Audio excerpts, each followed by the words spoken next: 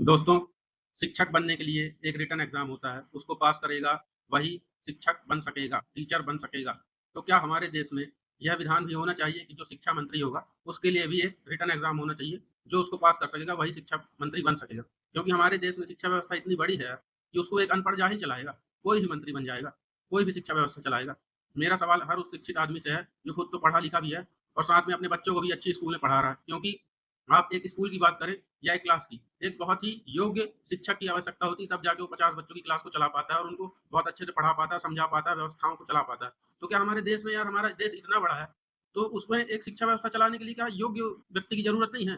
क्या हमें मतलब शिक्षा व्यवस्था को एक अनपढ़ जाहिल आदमी चलाएगा? अभी मैंने एक रील देखी थी, उसमें एक लड़की ने शिक्षा मंत्री से कुछ क्वेश्चन कर लिया और उसको अंग्रेजी में सवाल पूछ लिया, इंग्लिश में उससे क्वेश्चन किया।